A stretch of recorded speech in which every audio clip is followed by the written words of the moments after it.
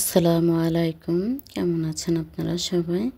আশা করি যে যেখান থেকে ভিডিওটি দেখছেন আল্লাহর রহমতে সবাই ভালো আছেন, সুস্থ আছেন। আলহামদুলিল্লাহ, আল্লাহর রহমতে আমরাও ভালো আছি। তো চলে আসলাম আজও একটি নতুন ব্লগ ভিডিও নিয়ে। আশা করব আমার ভিডিওটির পাশে আপনারা সবাই থাকবেন। আজ কিন্তু বিছানার চাদরগুলো চেঞ্জ করে নেব। চাদরগুলো ময়লা খুব বেশি একটা হয়নি, কেননা ডক্টর বলেছে 3-4 দিন পর পরে চাদরগুলো চেঞ্জ করে নেওয়ার জন্য। তা আমি কিন্তু চাদরগুলো চেঞ্জ করিনি, আমার বড় মেয়ে ঘরের চাদরগুলো চেঞ্জ করেছে। 3টে ফ্যান ধুয়েছে, আর বাকি কাজগুলো আমি করে নিয়েছি। তো যারা আমার ভিডিওটি দেখতে দেখতে এই পর্যন্ত চলে আসছেন, প্লিজ একটি লাইক দিয়ে দিবেন। আর যদি ভিডিওর কোথাও ভালো লেগে যায়, চ্যানেলটি সাবস্ক্রাইব করে বেল আইকনটি দিয়ে আমার পাশে থেকে যাবেন। খুব সুন্দর একটি কমেন্ট করবেন। কমেন্ট দেখে আমি আপনাদের পরিবারে চলে যাব। প্লিজ, কেউ বন্ধু করেছি, সাপোর্ট করেছি, এত নাম্বার বন্ধ করেছি, এই কথাগুলো কেউ লিখবেন না, এতে চ্যানেলের সমস্যা হয়। তাই তো দেখেন, আমার মেয়ে কিন্তু বিছানার চাদরটা চেঞ্জ করে চাদর বিছিয়ে দিয়েছে। তাই তো সে কিন্তু এখন আবার ফ্যানটাও মুছে নিচ্ছে। একটা একটা করে রুমের কাজ সে কমপ্লিট করবে। তা আলহামদুলিল্লাহ, মেয়ে আমাকে প্রতিটি কাজে সহযোগিতা করেছে, সেজন্য আজকে আমার কাজগুলো খুবই তাড়াতাড়ি হয়ে গিয়েছে। তো ঘরে বাচ্চা পোলাপান থাকলে যা হয়, এই চাদরে আপনার কলমের দাগ লেগে গিয়েছে, দাগগুলো উঠাতে হবে। তো এই তো মেয়ের রুমের ফ্যানগুলো 1 সপ্তাহ পর পরে ধুতে হয়, তা না হলে খুবই ময়লা জমে যায়। তো এই তো আমার মেয়ের ঘরটা কিন্তু পরিষ্কার করা হয়ে গিয়েছে, প্রায় ফ্যানটি মোছা হলে কমপ্লিট।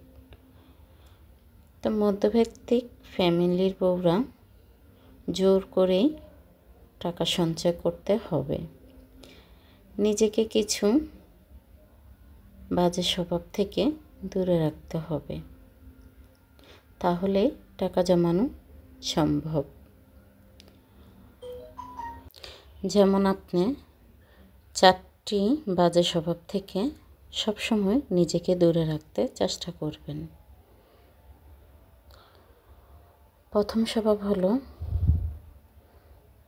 অনেকে খুব বেশি শপিং করা পছন্দ করেন, খুব বেশি কেনাকাটা করতে আপনারা উৎসাহ মনে করেন। তো এই স্বভাবগুলো থেকে নিজেকে দূরে রাখতে হবে। আপনার যেটা খুব বেশি প্রয়োজন হবে সেটাই আপনি কিনে নিয়ে আসবেন।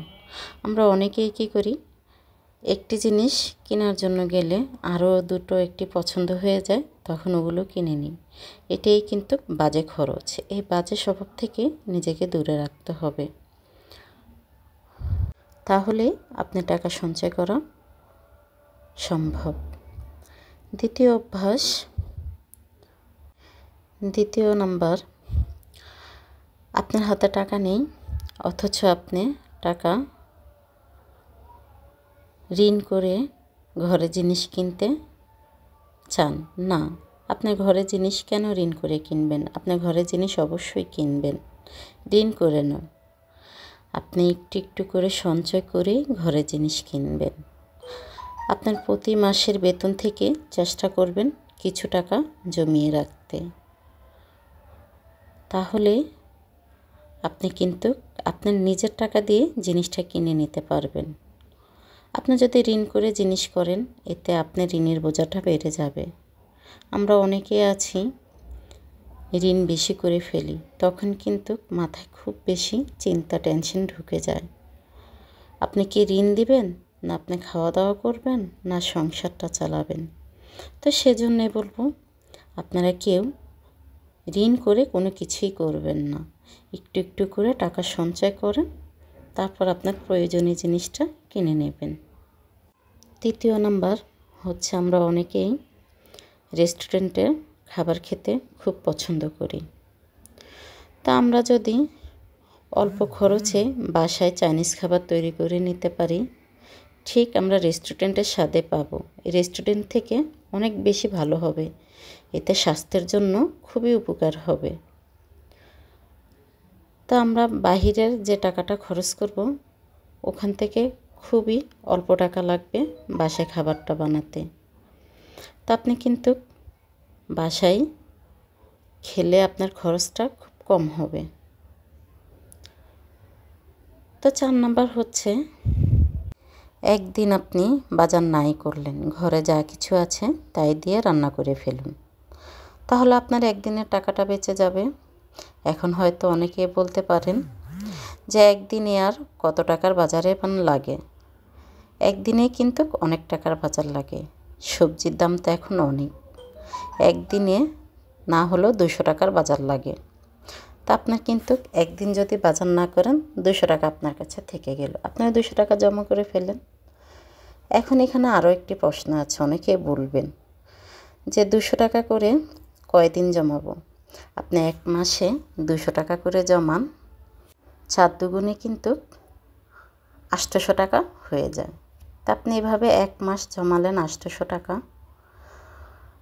এভাবে যদি আপনি কয়েকটা মাস টাকা জমিয়ে যান, তাহলে হিসাব করে আপনারাই দেখেন অনেকগুলো টাকা কিন্তু বেঁচে যায়। তো এইভাবে যদি বুদ্ধি খাটিয়ে সংসারটা চালান, তাহলে আপনি অনেক টাকাই জমা করতে পারবেন। আমি কিন্তু এভাবে করেই আমার সংসারে আমি চলি, সেজন্যই কখনোই কারো কাছে টাকা চাইতে আমার যেতে হয় না। আল্লাহর রহমত, আমার যা আছে তাই দিয়ে আমি চলতে পারি। তো আপনারাও চেষ্টা করবেন একটু একটু করে সঞ্চয় করতে, তাহলে সংসারের জন্য খুবই ভালো হবে। তো যাক, আপনাদের সাথে কথা বলতে বলতে আমার কিন্তু পুরো ঘরটাই গোছানো কমপ্লিট হয়ে গিয়েছে। এদিক দিয়ে তো দেখিয়ে নিয়েছেন আমার মেয়েরা ব্যাংকে টাকা রেখেছে। ওরা কিন্তু ওদের হাতে যদি টাকা থাকে, কেউ যদি ওদেরকে টাকা দেয়, ওরা আর দেরি করে না। আমার মেয়েরা এভাবেই টাকা জমায়, আমার কাছেও খুবই ভালো লাগে। তাই তো এদিক দিয়ে কিন্তু আমি মুরগির পাগুলো দিয়ে দিয়েছি, প্রথমেই মশলাটা আগেই কষিয়ে নিয়েছি। এখন এখানে গলা আর গিলাগুলো দিয়ে দেব, মাথাগুলো আলাদা রেখেছি, ওগুলো আমি পরে দেব। এখন দিলে মাথাগুলো গলে যাবে, তা আগে এগুলো কষিয়ে নেব, পরে আমি মাথাগুলো দিয়ে দেব। তো এগুলো ছিল কিন্তু আমার রোস্টের জন্য যে চিকেনগুলো এনেছিলাম, ওখান থেকে এগুলো বেঁচে গিয়েছিল।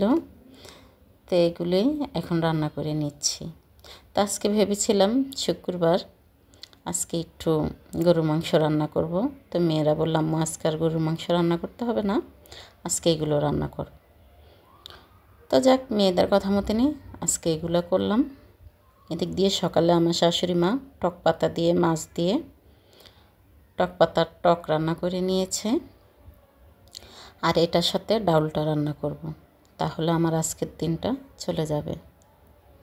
এই তো মাথাগুলো কিন্তু দিয়ে দিয়েছি, আমার ওগুলো কষানো হয়ে গিয়েছে। একসাথে দিলে কি মাথাগুলো গলে যায়, তখন কিন্তু ভালো লাগে না। আমার মেয়েরা মুরগির মাথা খেতে খুবই পছন্দ করে। বিপদ যেন পিছুই ছাড়ছে না।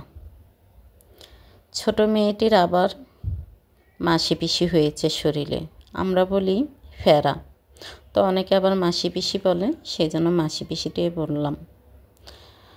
আমি সুস্থ থাকলে মেয়েরা অসুস্থ থাকে, মেয়েরা সুস্থ থাকলে আমিও অসুস্থ থাকি। এই বছর আমার সংসারে অসুখ বিসুখ লেগেই আছে। তো যাক, এটাও মনে করি আল্লাহ আমাদের পরীক্ষা নিচ্ছে। আল্লাহ কিন্তু অসুখ দিয়ে মানুষের ধৈর্যের পরীক্ষাটা নেয়। তো যাক, আলহামদুলিল্লাহ, যেভাবে আল্লাহ রাখছে, আল্লাহর কাছে লাখো শুকরিয়া আদায় করি। তো এই তো কথা বলতে বলতে কিন্তু আমার রান্নাটাও হয়ে গিয়েছে। তো এখনও যারা একটি লাইক দেননি, প্লিজ মনে করি একটি লাইক দিয়ে দিবেন। তো এই তো দেখেন দুপুরে রান্না কমপ্লিট। তো আজকের ভিডিওটি আমার এই পর্যন্তই। আপনারা সবাই ভালো থাকবেন, সুস্থ থাকবেন, আমার পরিবারের জন্য দোয়া করবেন। আসসালামু আলাইকুম, আল্লাহ হাফেজ।